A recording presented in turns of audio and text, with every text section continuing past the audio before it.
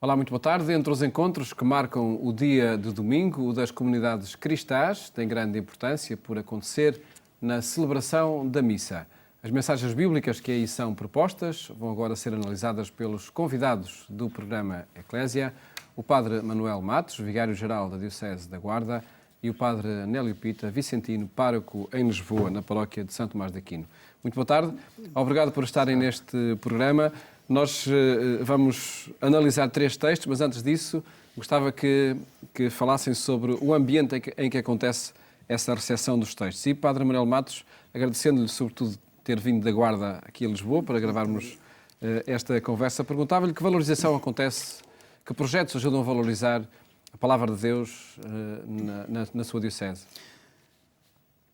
O que nós temos presentemente, digamos, em vista, e é já fruto também das assembleias diocesanas que aconteceram no ano passado e que irão ser retomadas este ano, é precisamente o valorizar a Palavra de Deus, isto é, considerar que a Palavra de Deus tem a primazia, também não só naquilo que se tem chamado uma nova evangelização, isto é mais diretamente em relação à Palavra, mas a toda a vida cristã. Isso aconteceu em assembleias diocesanas que decorreram na Diocese? Sim, houve 3 assembleias no ano passado, em abril, maio e junho, e é com vista a uma nova assembleia, agora já com a aplicação das proposições que vieram daquelas 3 assembleias, e em que a Palavra de Deus é central. Portanto, precisamente para o conhecimento, primeiro que tudo, formação, porque notamos que no povo de Deus há pouca formação bíblica. Diríamos, a Palavra de Deus tem sido acolhida sempre, mas de uma forma muito repetitiva, e precisamos de ir mais ao fundo daquilo que a Palavra de Deus tem como mensagem de salvação e na incidência na vida prática das pessoas, e, portanto, como é que é possível, não apenas a partir das homilias, que é fundamental também, e, portanto, nesse caso está, diríamos, em causa a formação e a maneira como os padres preparam as homilias e o modo de preparação, mas também depois dos leigos, de grupos, comunidades, de valorizar a palavra no sentido também de a conhecer melhor, porque a Bíblia é pouco conhecida.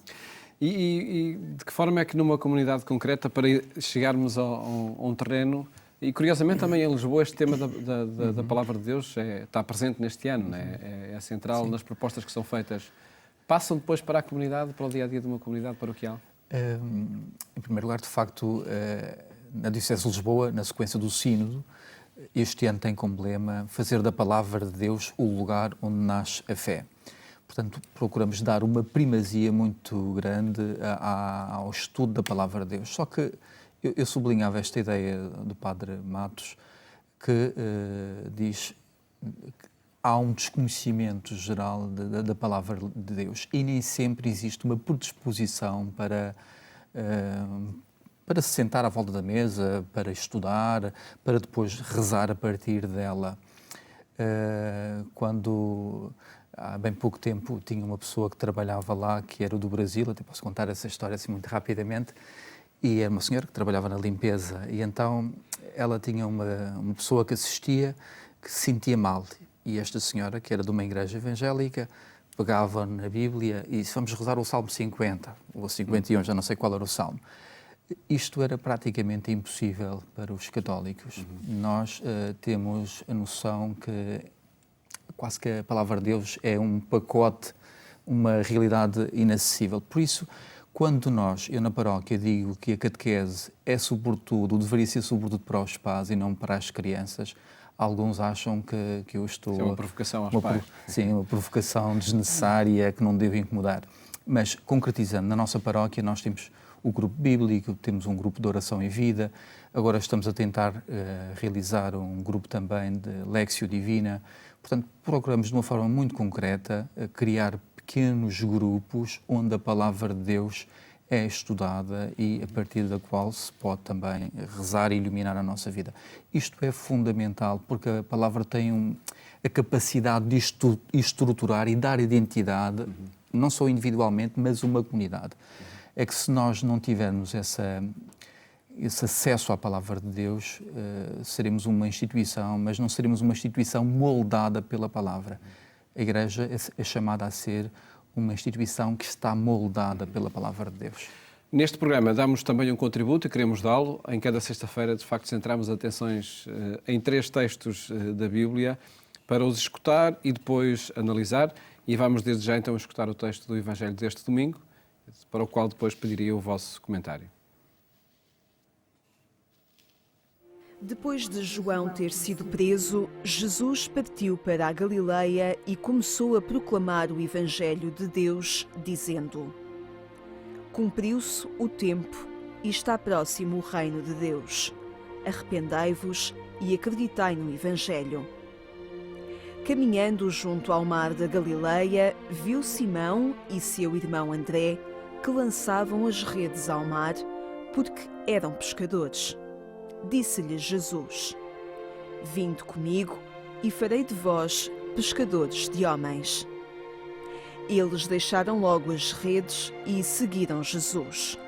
Um pouco mais adiante, viu Tiago, filho de Zebedeu, e seu irmão João, que estavam no barco a consertar as redes, e chamou-os. Eles deixaram logo seu pai Zebedeu no barco com os assalariados e seguiram Jesus.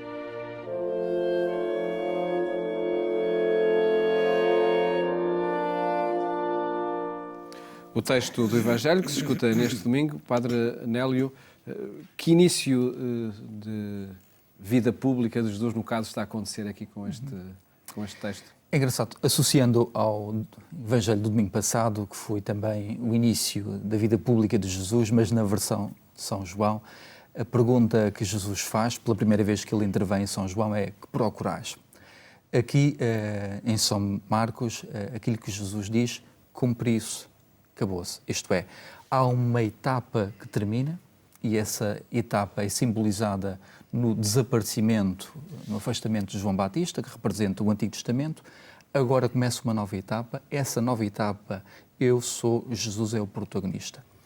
E a mensagem que Jesus anuncia é um apelo, como todos os profetas fazem, um apelo à conversão. Arrependei-vos, está próximo de vós esta outra realidade que é o reino de Deus. Portanto, nós podemos falar sobre esta primeira parte, porque eu acho que esta primeira parte é diferente da segunda parte, que fala de um chamamento muito concreto dos discípulos. E eu pediria também ao Padre Manuel Matos um comentário a esta primeira parte. Parece que está aqui a falar do fim de qualquer coisa.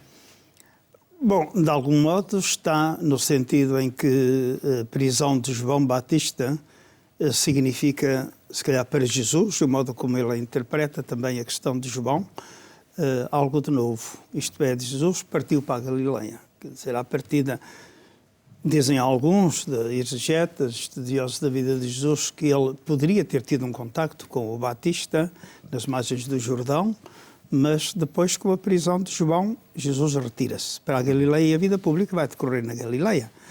E o chamamento dos discípulos ocorre precisamente na Galileia. No caso do que vimos de São João, já foi sublinhada a diferença que há entre São João e os sinóticos, relativamente ao chamamento dos discípulos, e por isso parece que teríamos de pensar, mas qual é que é, diríamos, corresponde mais à verdade histórica, se é de João, se é de Marcos, e parece que a versão de São João será anterior, primitiva, até relativamente ao modo como 2 discípulos de João Batista seguem Jesus, o André e o João. Depois o São Marcos faz uma outra narrativa, como faz o São Mateus e o São Lucas, relativamente ao modo como Jesus chama, e parece que os chama todos de seguida.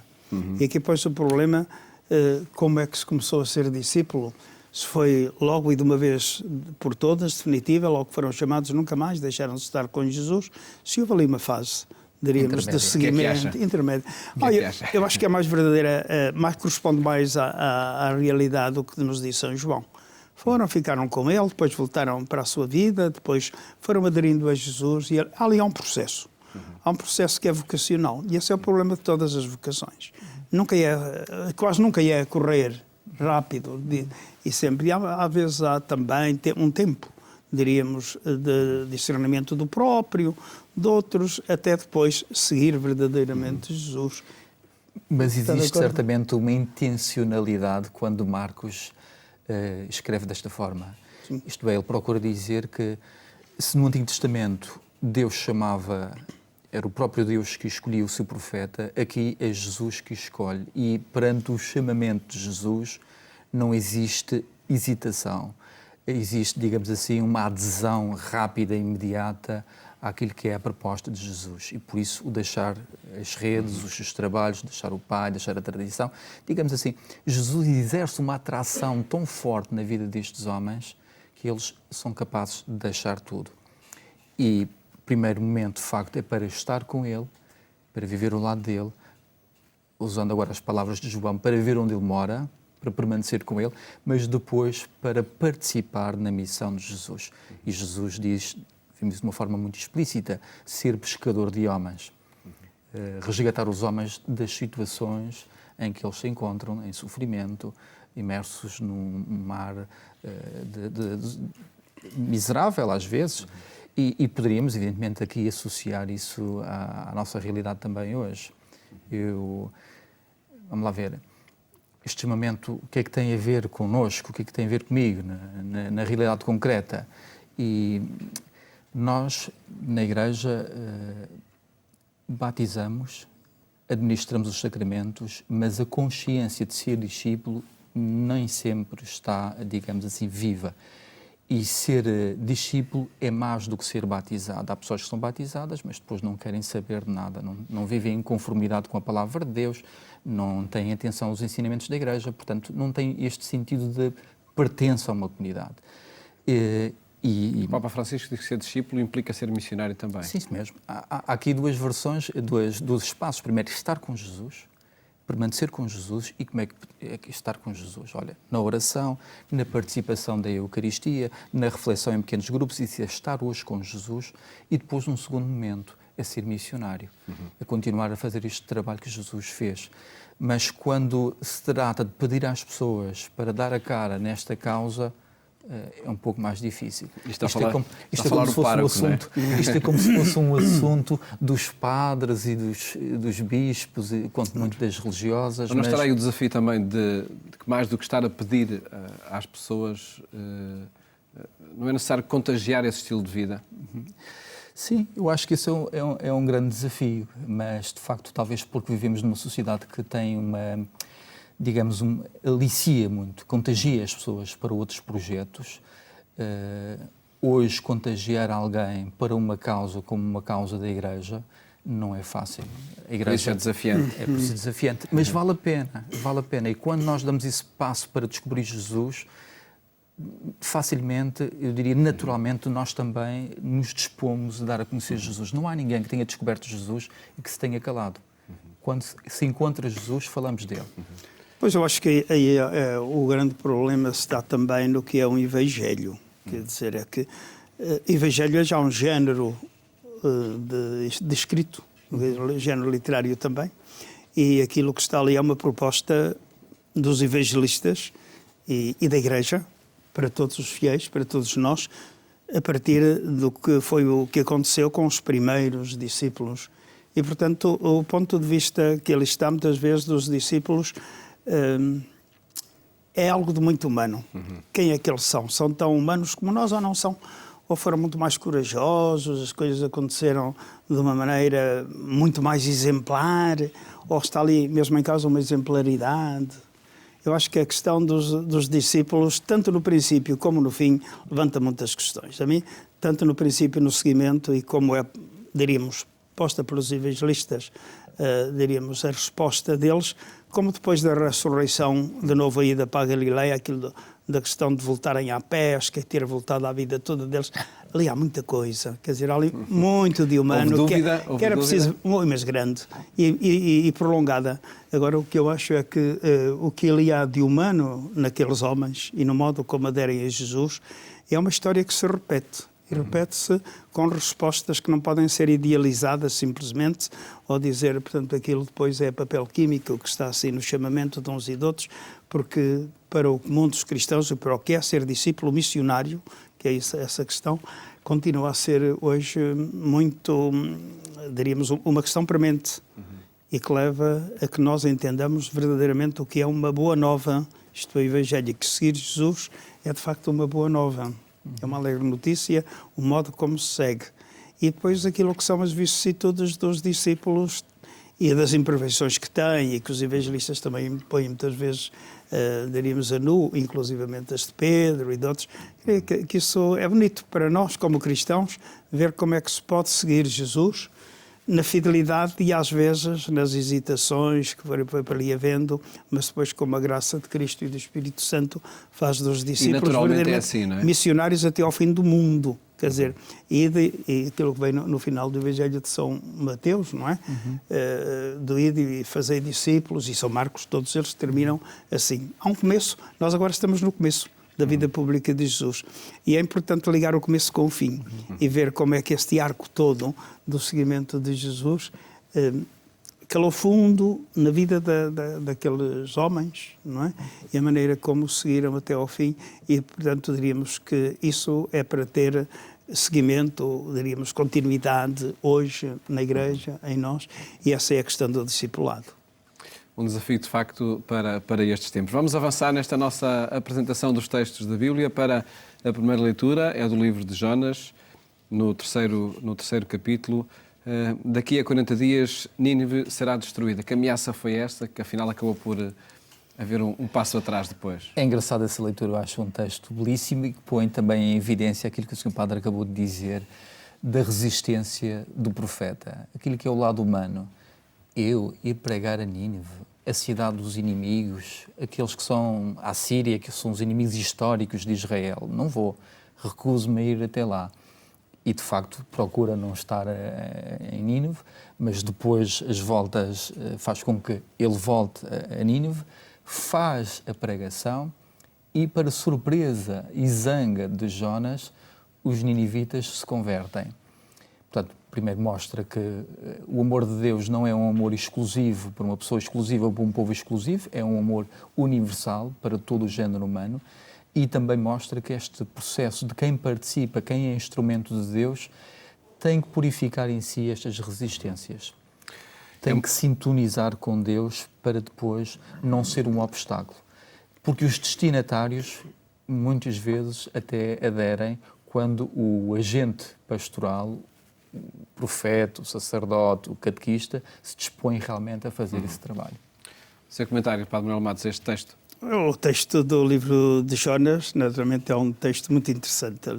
Eu simpatizo muito com Jonas há muitos anos, gosto muito do profeta Jonas e, de algum modo, me identifico um bocado com Jonas, como o meu profeta, de algum modo, Jonas. Aliás, o livro do Jonas, claro que aquilo é também considerado como sendo um género literário propriamente do Midrash, não é? Aquilo é midrástico, mas ao mesmo tempo o propósito é didático, é ensinar também aos leitores e, portanto, hoje a nós, o que é esse universalismo do amor de Deus e do Deus da misericórdia que perdoa a todos. Porque, de facto, o Jonas aparece depois como um profeta irritadiço, não é? Que se zanga com Deus e diz que tem razão para se zangar e até para desejar a morte. E pede a morte 2 vezes. E Deus, aliás, Deus aqui no livro de Jó é um Deus com muito bom humor. O humor de Deus aqui no livro de Jonas é espantoso. Não é como... Talvez Deus... um livro para ler do início ao fim. Sim, não também é tão pequenino, são 3 pois. capítulos e breves. E, portanto, a história de Jonas que acaba de uma maneira muito simples e termina sempre de dizer que Deus não lhe aplicou o castigo aos ninivitas. E o Jonas queria que sim, que lhe aplicasse o castigo, que eles bem mereciam porque tinham feito muito mal ao povo eleito. E, portanto, Deus devia defender os seus. Não era estar a ter misericórdia para com aqueles que fizeram tanto mal àqueles que eram o povo eleito. E, portanto, o Jonas é que acha que tem razão. E Deus não a tem. E, portanto, eu bem sabia que tu eras um Deus misericordioso. Por isso é que ele disse, eu já sabia que tu eras assim, tu às tantas ali ias perdoar. E por isso é que eu fui para Tarsis, fui para o mais longe de ti. E, portanto, a história do Jonas é, de facto, uma bela história do ponto de vista da baleia, ou do peixe, do cetáceo, onde ele esteve 3 dias, depois torna-se uma própria figura até de Cristo, não é? E assim como Jonas esteve 3 dias no seio no ventre da baleia, o Filho do Homem estará 3 dias no seio da terra. Quer dizer, acaba por ser um livro profético relativamente à própria ressurreição, e Jesus cita-o precisamente nesse contexto, não é? E por isso acho que é uma mensagem muito bela esta do livro de Jonas, e sobretudo para a universalidade da misericórdia, que Deus não tem preferências, não faz exceção de pessoas, como Jesus diz no Evangelho. Vamos fazer uma referência ao livro da segunda leitura, a carta aos Coríntios. Em que contexto se diz o cenário deste mundo é passageiro? Brevemente. Paulo está convencido, portanto, que o fim dos... São Paulo, não é? São Paulo. São Paulo está convencido que o fim dos tempos é uma iminência, portanto, há uma escatologia iminente. E por isso, a semana passada, ouvimos Paulo dizer aos coríntios, tendo cuidado, não se deixem levar pela cultura da época, pela cultura da cidade, pelas tradições, tendo cuidado, fugir à imoralidade. O vosso corpo é templo do Espírito Santo. E ele agora, de uma forma muito sucinta, convida as pessoas a fazer uma sã relativização das realidades temporais. Quem está casado é como se não tivesse casado, quem tem é como se não tivesse, porque tudo isto é passageiro. O que é definitivo é, digamos, esta certeza que vamos para o outro lado, e esse outro lado está a comunhão perfeita com Deus. Por isso, quando nós nos agarramos a este mundo como se este mundo fosse definitivo, estamos quase que na prática a dizer que a eternidade da comunhão com Deus não existe. É uma boa indicação para viver o oitavário de oração pela unidade dos cristãos?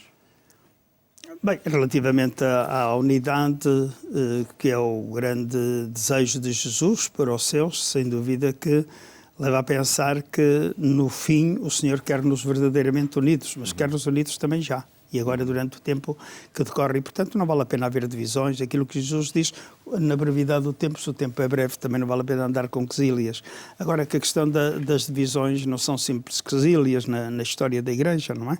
E tiveram motivos, de facto, bastante profundos e que devem ser respeitados, mesmo relativamente às várias tradições das famílias, digamos assim, da grande família, as várias de católicos, de ortodoxos e de reformados. E em tudo isso nós podemos e devemos fazer um esforço pela unidade. Ele da oração... deste mundo é passageiro. Também, nesse aspecto, portanto, em que as próprias comunidades ou famílias que seguem a Cristo, seguem o mesmo Evangelho, não vale a pena, se calhar, estar a acentuar as diferenças. E por isso é que todo o movimento ecuménico, desde o Concílio, desde há 50 e tal anos, se tem esforçado por mostrar mais aquilo que nos pode unir, não é? E eu acho que precisamente essa união que houve, primeiro que tudo, é espiritual, também é teológica, e que é precisamente de reunir o melhor de cada uma das tradições, a tradição católica, especialmente com a Eucaristia, a tradição reformada com a Palavra de Deus, a tradição ortodoxa, especialmente com a Trindade, o culto do Espírito Santo, mas da Trindade, a Igreja da Trindade, que tudo isso convergiu já e já produziu os seus frutos. E foi muito bom, portanto, que o movimento ecuménico tenha sido um dos grandes movimentos, especialmente da linha conciliar e daquilo que há a viver e a progredir, portanto, nessa linha. Fica esse desafio também para as comunidades, para os encontros deste domingo. Agradeço ter estado aqui neste programa a apresentar a liturgia dominical.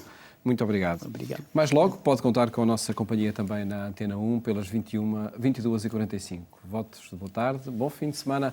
Até à próxima segunda-feira, se Deus quiser.